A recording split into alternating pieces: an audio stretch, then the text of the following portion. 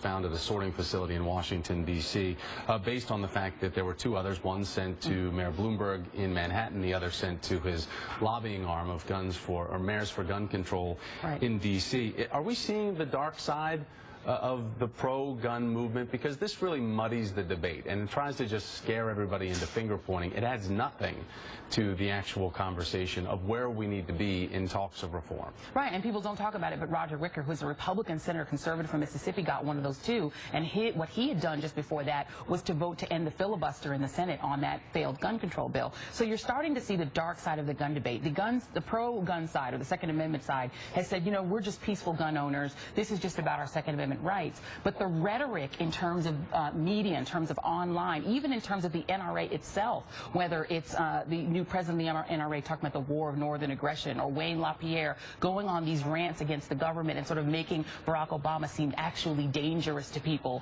The sort of conspiracy theories are now coming.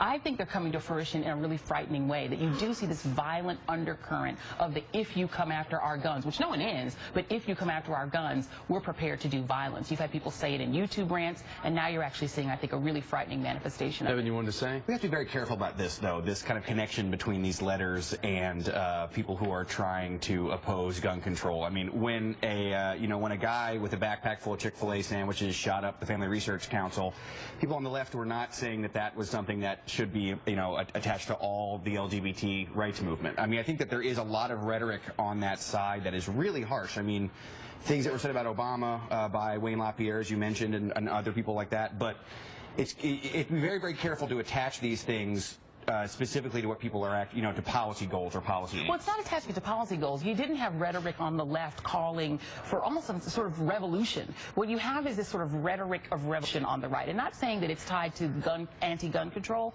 but there is a lot of rhetoric, I think, that's irresponsible, that is not at least discouraging. That's Michelle Bachmann's base.